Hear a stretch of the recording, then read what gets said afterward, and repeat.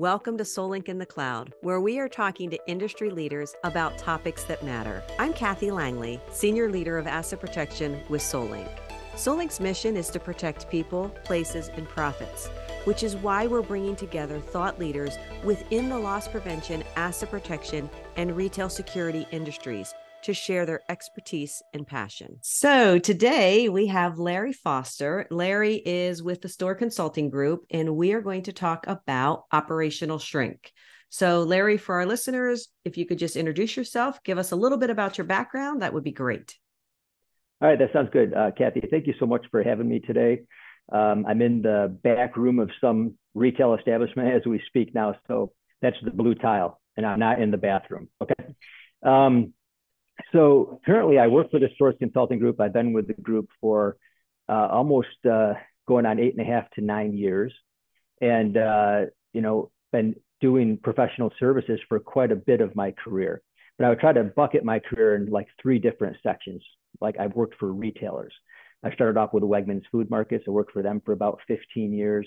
And then I've also worked for CVS as the Director of Analytics for about 7 years.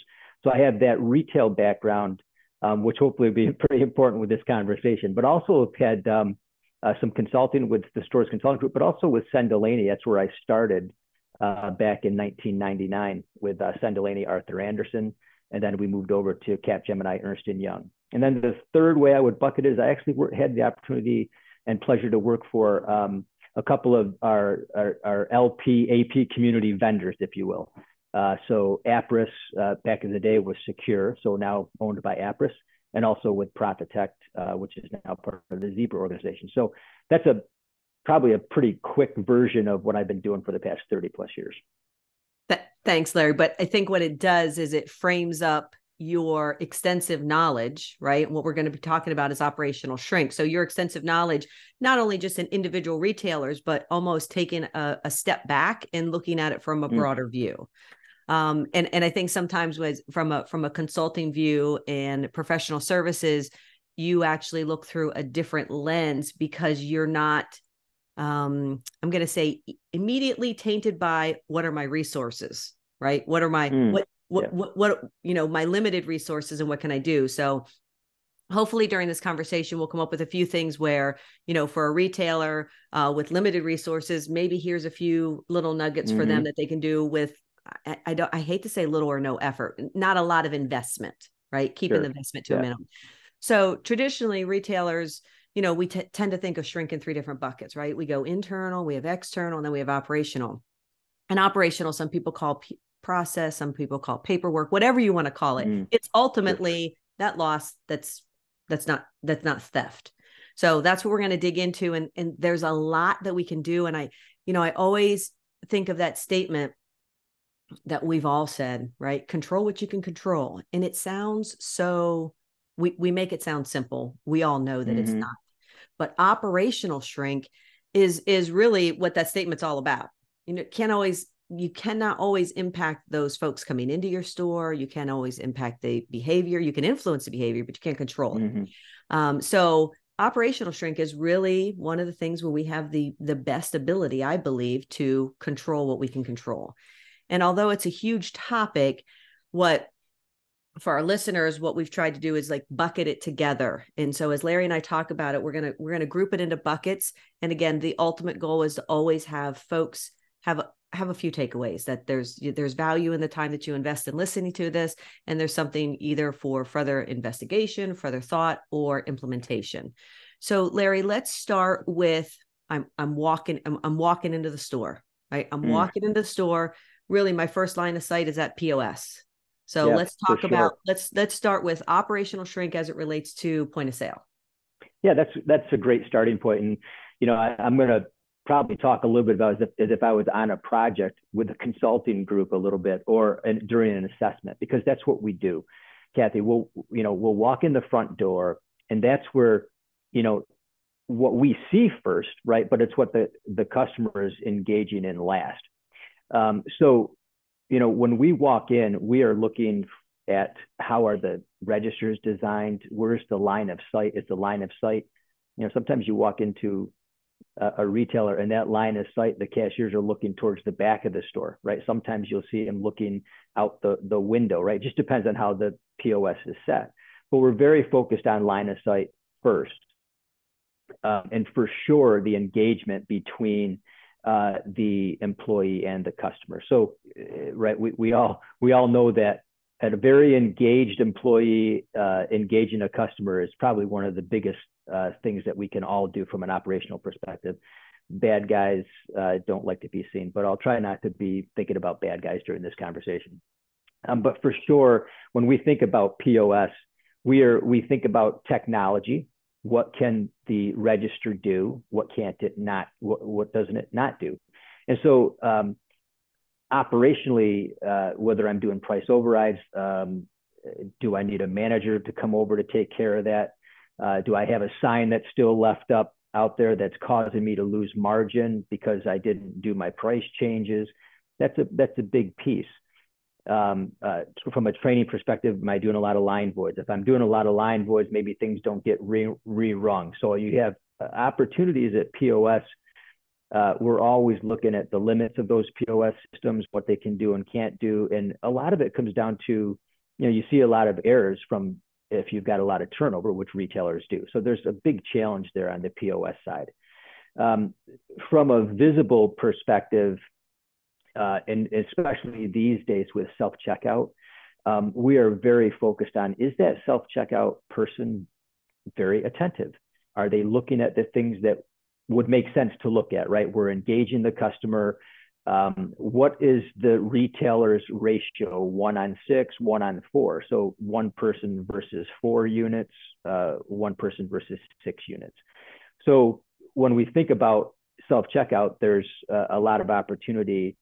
And a lot of things that we see with self-checkout, and mind you, there's a lot of things that go on, obviously, that are nefarious, but a lot of times walk-offs are a big problem. And those walk-offs are happening because of either an error on the self-checkout. Mostly it's user error by the customer thinking that the transaction's completed. And they didn't mean to walk off with it, but it just happens. So what is the retailer doing to manage that so that it doesn't happen? But also, what's the retailer doing to at least bucket that there is a self-checkout walk-off problem? Other things on front would be, are we assigning our cashiers to certain lanes? Cash management's a big piece that we look at. So we think about cash management, we always think about overs and shorts, but we're also, as a consulting group, looking at how intense the process is it cashier accountability versus lane accountability? How often am I reconciling cash office, right? From a labor improvement perspective, really moving cash offices to balancing once or twice per week.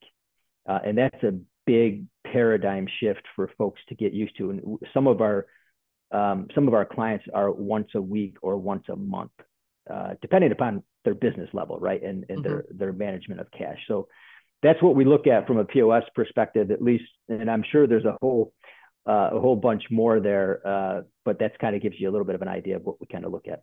Yeah, thank you. That's a great overview. I know one of the things that is important, you talked about management approval code, but a piece of that also is what percentage of your transactions require management approval code, right? Because if you have a high level, we know, to your point, when you sit there, you observe it, that manager may not even be looking at the transaction because they're being called up every 10th transaction. That's a little extreme, but still, it can be that extreme. So what are you requiring a management approval code? And, what do you gain by giving your cashiers a little bit of, authority and autonomy to go through, line voiding a $4 item or a $5 item? So for sure. Again, that's also like analyzing that data. Yeah. I mean, we can certainly probably spend the next 4 hours talking about that, which I know you and I would love to do that. But for sure, and with all of the technology that's out there today, the exception tools, we really, as a consulting group, if you have good tools in place and you're really looking at those and you're looking at management overrides as part of your tool and you've got your patterns or queries set up, then give some autonomy, free up your folks on the front. Nothing's going to get by you unless you're not looking at it, right? Unless you're not focused on it. But yeah, we're all about get that customer throughput's much more important. And then we'll manage all the other stuff on the backside, Right. making sure we're looking at it the right way and creating the right KPIs for that. So do you also find, so when we talk about KPIs from a point of sale standpoint, Mm. we've always talked about, sales reducing activities or sales reducing transactions, right? Mm-hmm. SRTs, SRAs.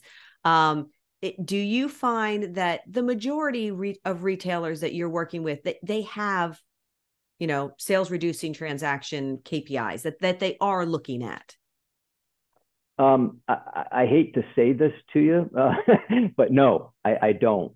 I don't see Okay. it in aggregate format that we would encourage Okay. retailers to do. I think sometimes there's again, I don't want to go down the wrong rabbit hole here in this conversation, right? But for sure, a lot of folks have exception tools and they're looking at it and have queries around that type of activity. Mm-hmm.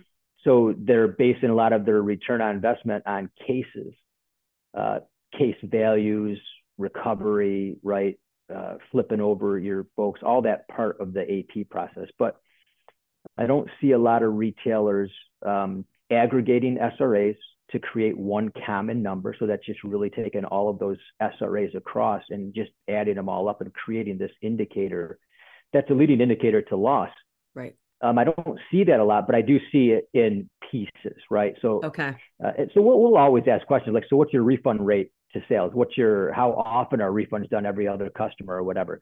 Some folks have it, some don't. More don't, believe it or not. I think there's Okay. this I guess willingness to just be, well, I've got a query set up for that, so I don't really need to focus on that. But I we hear try you. to get focus a little bit more of a focus on that with folks. Okay. So, all right. So point of sale, walking in, Mm. that's my first line of sight as a customer initially, right? When I'm walking in, I see it. And from a consulting and even an AP professional, I see that. So now I'm moving on. What's next after the POS? Yeah, that's a great question. So as we're walking through the store, we kind of think of center store, right? All the things that are all the fun and frolic of the operationals of running inventory and inventory management.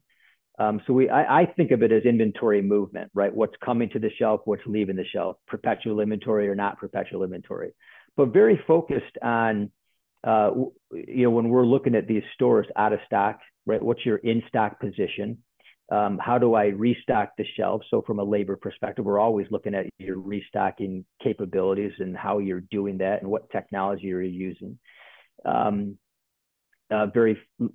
We will get into pricing. Lately, we stay away from it. But pricing is certainly the triangle pricing. What's going through the front end? What's at the label, and what's in your unit that you're using? Whether it's a handheld, some type of handheld unit, right? Motorola, Zebra, Mm-hmm. plug for Zebra. So using those types of having that information. But when it comes to center store, we will look at people, what they're doing, the process to restock, but the technology that they're using also is very important these days. Do I have the understanding to know that I have something in the back room that I can get? So I'm generating pick lists, I'm going through that process. But one of the things that will really stand out to us the most is your in-stock position, because that's going to tell you a lot of things on the floor. Planogramming for sure, how you're setting, we'll walk in and people do a lot of facing, right? So I'll get on the labor side a little bit. Are you still facing? Are you still pushing back? What's your bottom shelf look like? What's your top shelf look like?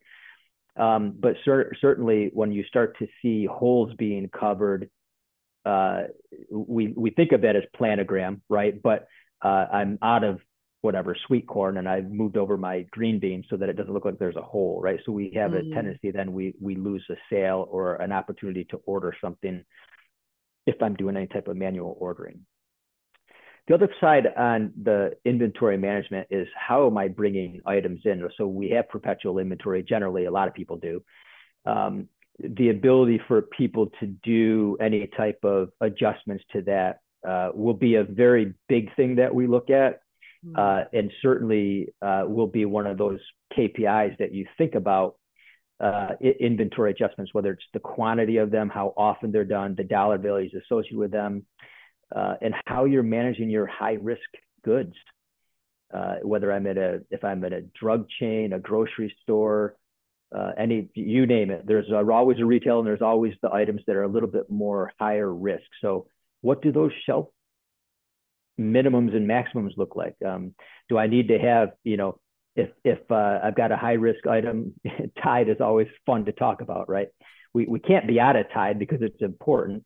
But how are we managing inventory on a high risk item?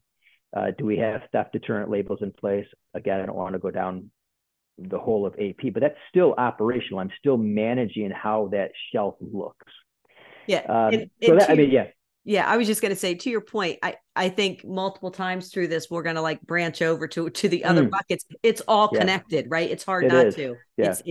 So it's actually a little bit of a difficult conversation to stick only to operational because it crosses over so many barriers. Yeah. If you think about HBC, so if we're in just a regular, and we do a lot of grocery store work, so we'll engage and see if they have a program in place. We call it a red dot program. It could be whatever you want to call it, right? But the shelf tells the person that's stocking it that this item is a high risk item.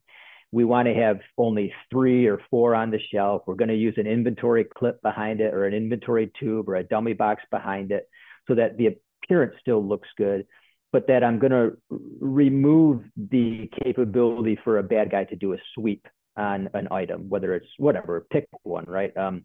Allergy season's coming up, right? So, Claritin is a big one. So if that's on the program for inventory management, then that shelf should have certain, quantities of inventory that the retailer has decided upon. And also it needs to be replenished probably more often, right? So now that causes a little bit of a labor piece. And then how are we managing that high risk inventory in the back room? If I'm doing something at the shelf with it to minimize risk, I should be doing some very good things in the back room to minimize risk of internal.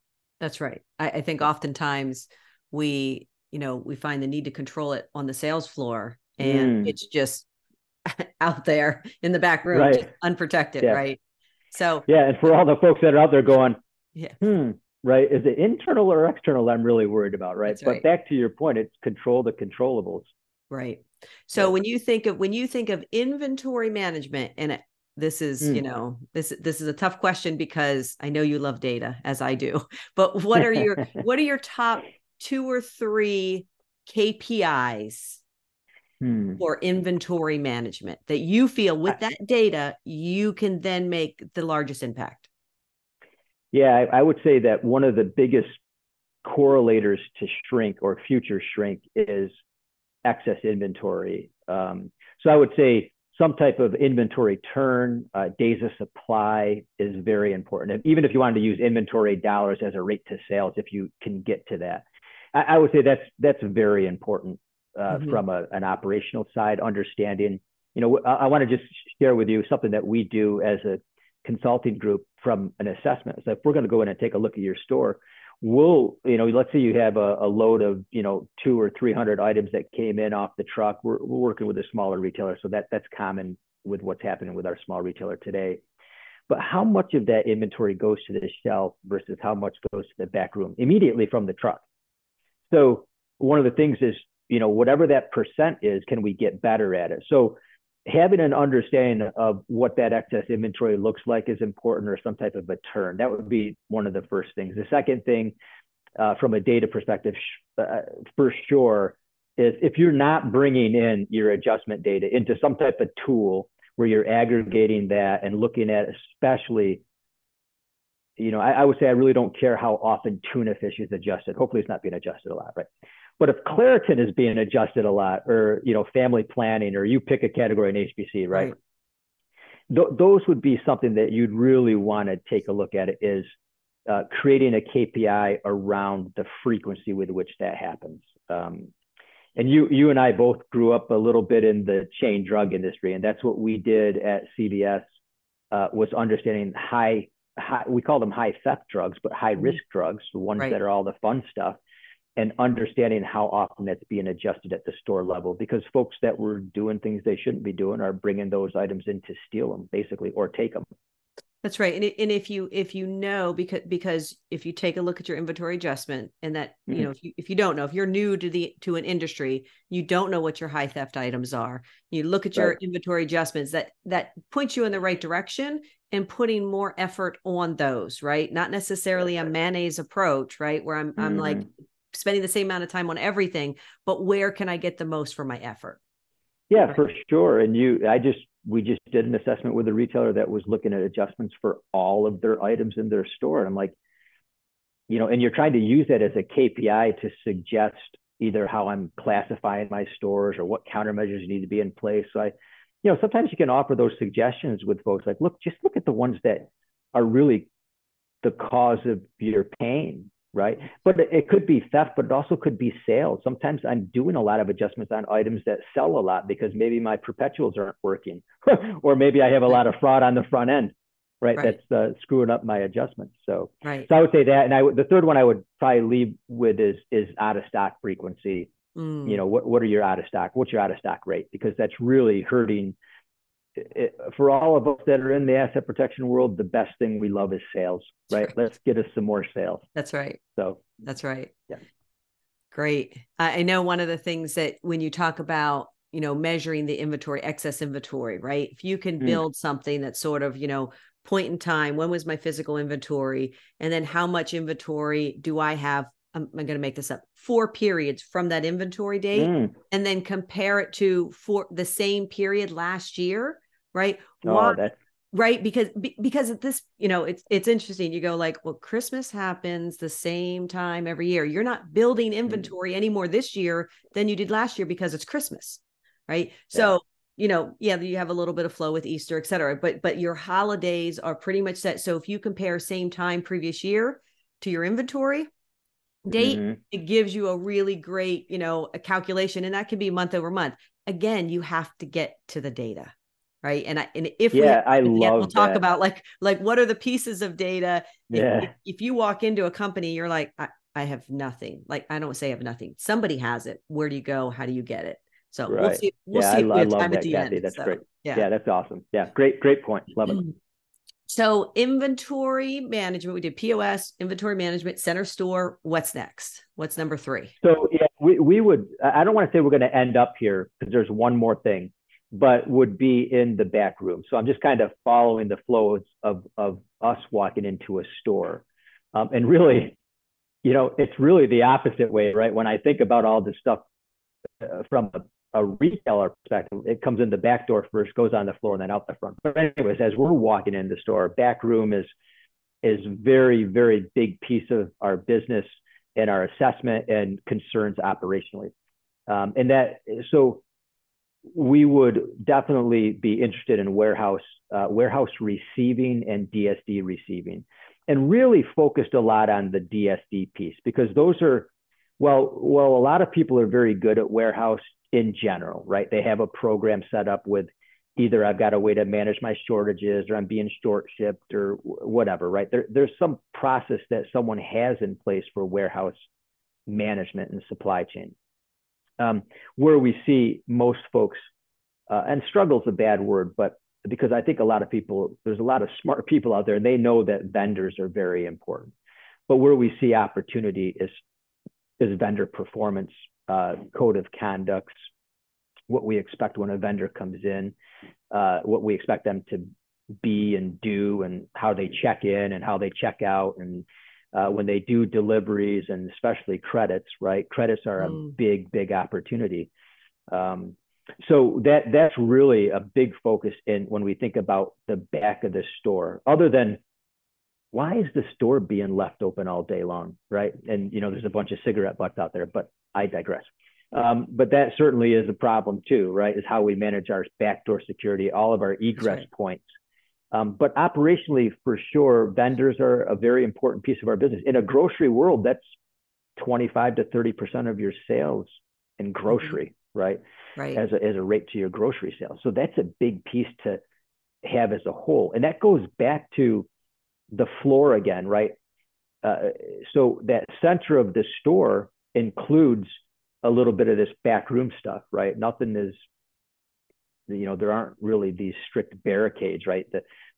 So center store has a lot of DSD in it. So when we think about out of stocks, expiration dates, rotation,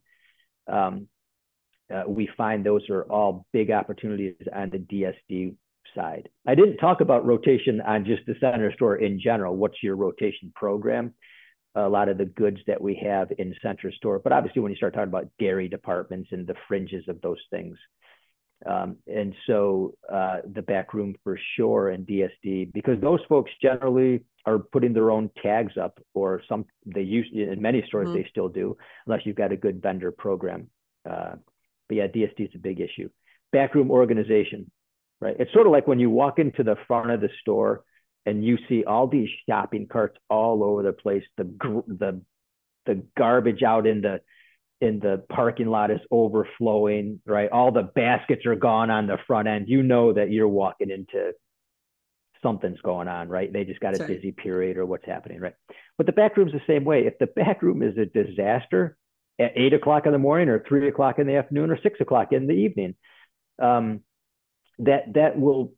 a piece that you should be concerned about. If my back room is not organized, I don't have a good 5S program where everything has a place and everything should be put into that place when the day is done, right? And that could be as simple as all of my my U-boats have a little section called the U-boats, and that's where they go every night.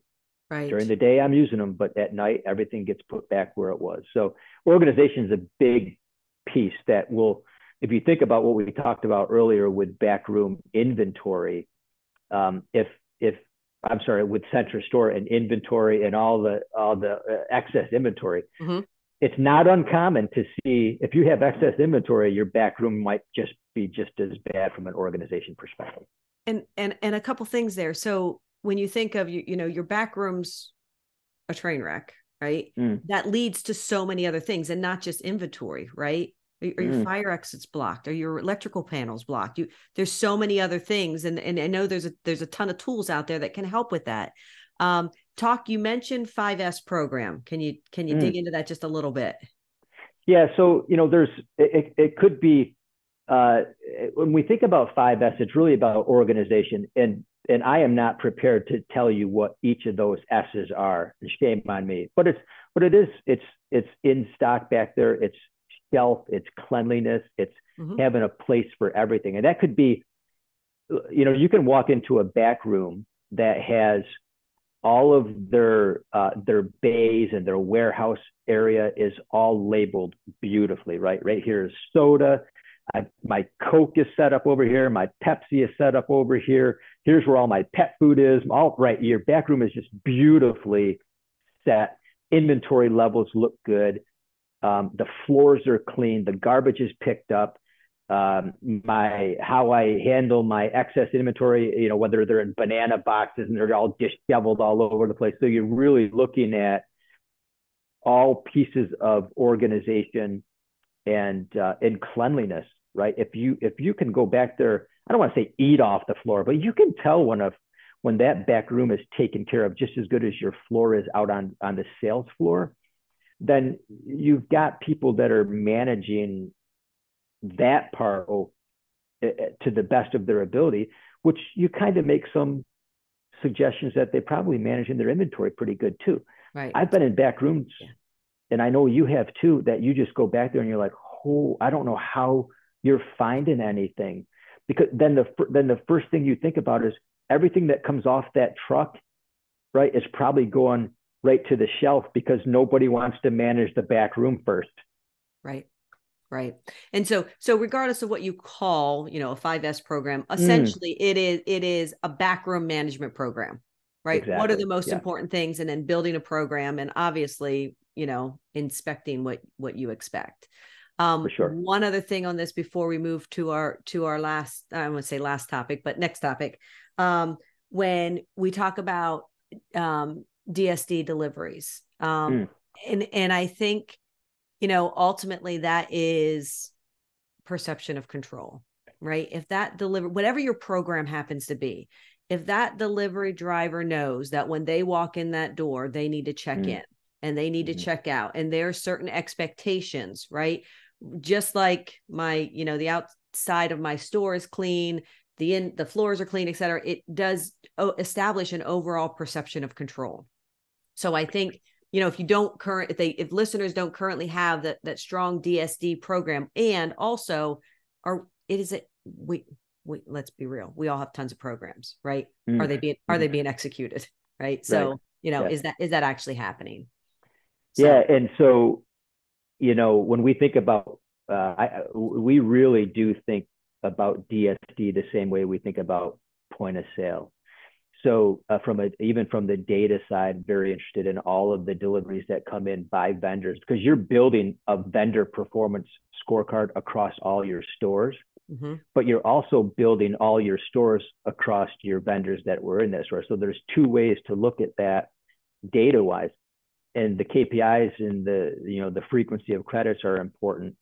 Your average invoice values are important on the delivery side versus your credit side as well. So it's a great opportunity to garner and grab more data and put it into tools that allow us to just understand and be more intelligent about the business. And you start to understand how important that vendor is in so many ways, right? Yeah. Okay. So we've done POS, center store, back room. What's next? So we do a lot of grocery work. So we cannot talk about grocery without talking about fresh item management. And really, in the perishable side of the business is so very important. While center store garners a lot of sales, right, and not necessarily high rates of shrink on your center store, comparatively speaking, right, a lot of your shrink operationally comes on the perishable side. So we're very focused on, space to sales, aging analysis. Is the customer getting the item that's the freshest? Are we giving that to the customer, right? Planograms are very important on the fresh side. Production planning. How do we know how much to make in our bakery departments, right? So these are all things that generally all good retailers have things in place. But these days you still find folks using paper, or if they're not using paper, they're using some Excel version of production planning. And there are a lot of tools out there these days. And that's the biggest piece, is overproduction. Am I scanning out my known loss? I mean, that's a big, huge piece on the fresh side, so that we understand, am I making too much? Am I ordering too much? What's being thrown away?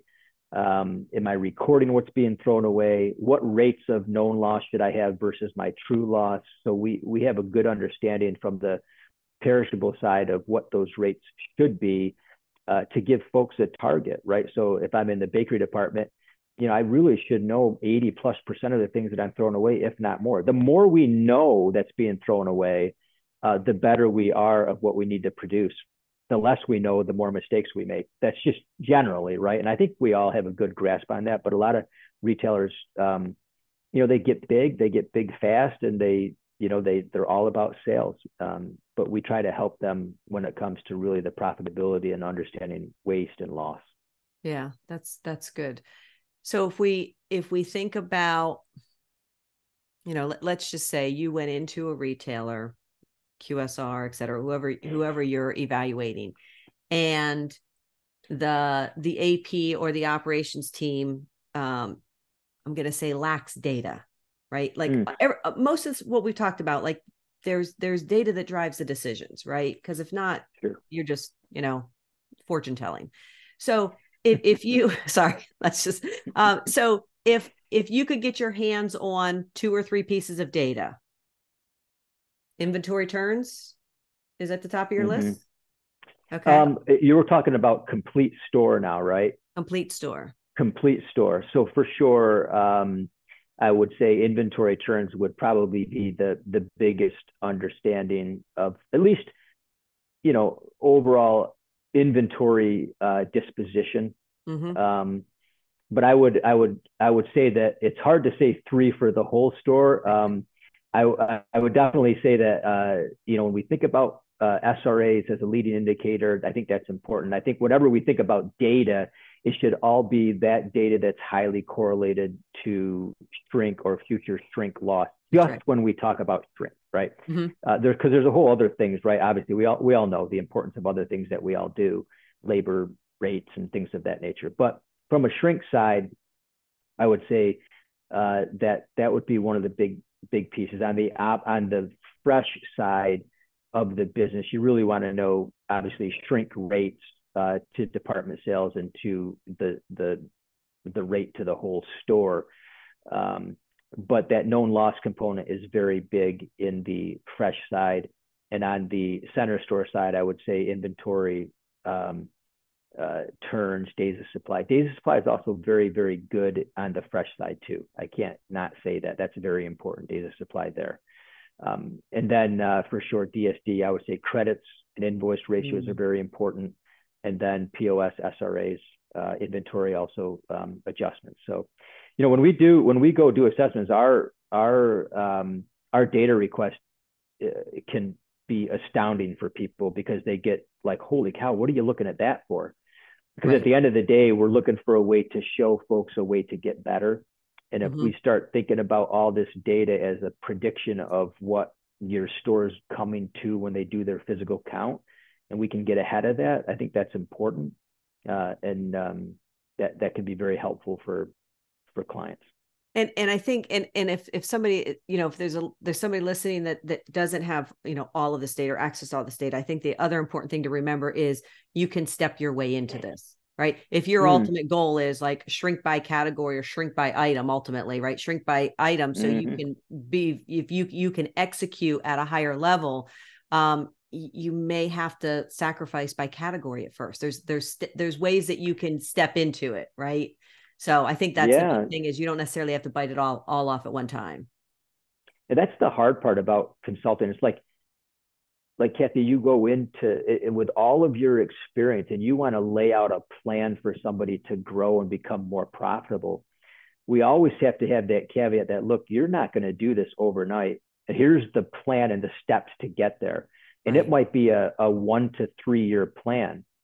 We'll tell people here's some quick wins that you can get in the next 3 or 6 months that can help fund a project. And I think that's important, right? Close your back door for God's sakes, right? Things like that, right? That's going to help you. And then, and you can start to fund some of those other things. So I don't know if people still like to use the crawl, walk, run, but I think that's still very true for people. And you just can't start running because that's when mistakes happen. Yeah.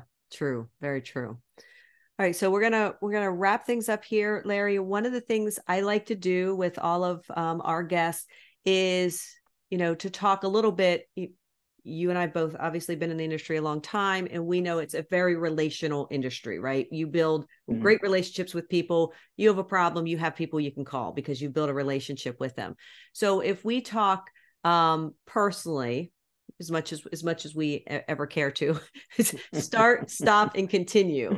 So, we all do it from a professional standpoint. You sit down, you do evaluation, whether it's the end of the day, the end of the week, the end of the month, the end of the year, right? What is one thing I'm going to start doing? One thing I'm going to stop doing, and one thing I'm going to continue doing. If you take that and flip it to you in what you do when you're off the clock, what are some of the things that you would come up with for a start, a stop, and continue for the listeners to get to know you a little bit better?